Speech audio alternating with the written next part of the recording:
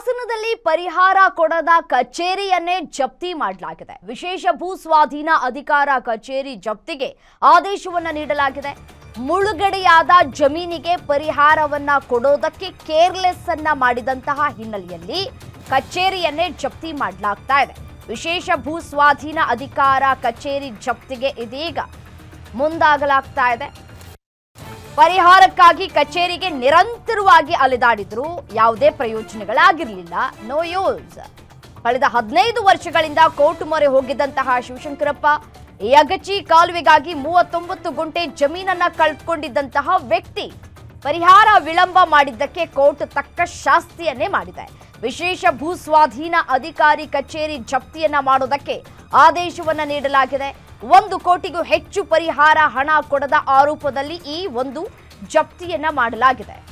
ಪಾಪ ತನ್ನ ಜಮೀನನ್ನ ಕಳೆದುಕೊಂಡು ದಿನಂಪ್ರತಿ ಕಚೇರಿಗೆ ಅಲೆದು ಸಾಕಾಗಿ ಹೋಗಿದ್ದು, ಕಳೆದ 15 ವರ್ಷಗಳಿಂದಲೂ ಕೂಡ ಇದೇ ಸಮಸ್ಯೆ. ಪ್ರತಿ ಸಲ ಕಚೇರಿಗೆ ಬರೋದು, ಕಚೇರಿಗೆ ಬಂದು ಏನಾಯ್ತು ಅಂತ ಹೇಳಿ ಕೇಳಿಕೊಳ್ಳೋದು, ಅದಕ್ಕೆ ಅಧಿಕಾರಿಗಳು ಸಬೂಬನ್ನ ಕೊಟ್ಟು ಕಳಿಸ್ತಾ ಇದ್ರು. ರೋಸಿ ಹೋಗಿದ್ದಂತಹ ಶಿವಶಂಕರಪ್ಪನವರು ಕೋರ್ಟ್ನ ಮೊರೆ ಹೋಗಿದ್ರು. ಈ ಹಿನ್ನೆಲೆಯಲ್ಲಿ ಇದೀಗ ಪರಿಹಾರ ವಿಳಂಬ ಮಾಡಿದ್ದಕ್ಕೆ ಕೋರ್ಟ್ ತಕ್ಕ ಶಾಸ್ತಿಯನ್ನ ಮಾಡಿದೆ. ಕಚೇರಿಯನ್ನ ಜಪ್ತಿ ಮಾಡಲಾಗಿದೆ. 20 ವರ್ಷ ಆಯಿತು. ಅಲ್ಲಿಂದ ಇಲ್ಲಿವರೆಗೂ ನಮಗೆ ದುಡ್ಡು ಏನು ಕೊಟ್ಟಿಲ್ಲ.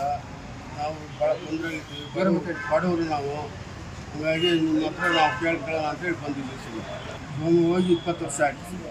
ನಾವು ನೀರಾವರಿ ಯೋಜನೆ ಏನಂತ ಹೇಳಿದ್ರು ಅವ್ರು ಏನು ನಮಗೆ ಮಾಹಿತಿನೇ ಕೊಟ್ಟಿಲ್ಲ. ಈಗ ಅಮೌಂಟ್ ಎಷ್ಟು ಬರಬೇಕು ಅಂತ ಕೋರ್ಟಲ್ಲಿ ಇದಾಗಿದೆ, ಆದೇಶ ಆಗಿದೆ. ಕೋರ್ಟಲ್ಲಿ ಆಗ ನಮ್ಮ ಲಾಯರ್ ಸಾಹೇಬರು ಏನು ಹೇಳ್ತಾರೆ. ಸುಮಾರು 20 ವರ್ಷ ಆಯಿತು. ಅಲ್ಲಿಂದ ಇಲ್ಲಿವರೆಗೂ ನಮಗೆ ದುಡ್ಡು ಏನು ಕೊಟ್ಟಿಲ್ಲ. ನಾವು ಭಾಳ ತೊಂದರೆ ಇರ್ತೀವಿ, ಬಡವರು ನಾವು. ಹಾಗಾಗಿ ನಿಮ್ಮ ಹತ್ರ ನಾವು ಕೇಳ್ಕೊಳ್ಳೋಣ ಅಂತೇಳಿ ಬಂದಿದ್ದೀವಿ. ನಾವು ಹೋಗಿ 20 ವರ್ಷ ಆಯ್ತು. ನಾವು ನೀರಾವರಿ ಯೋಜನೆ ಏನಂತ ಹೇಳಿದ್ರು ಅವ್ರು ಏನು ನಮಗೆ ಮಾಹಿತಿನೇ ಕೊಟ್ಟಿಲ್ಲ. ಈಗ ಅಮೌಂಟ್ ಎಷ್ಟು ಬರಬೇಕು ಅಂತ ಕೋರ್ಟಲ್ಲಿ ಇದಾಗಿದೆ, ಆದೇಶ ಆಗಿದೆ. ಕೋರ್ಟಲ್ಲಿ ಆಗ ನಮ್ಮ ಲಾಯರ್ ಸಾಹೇಬರು ಏನು ಹೇಳ್ತಾರೆ.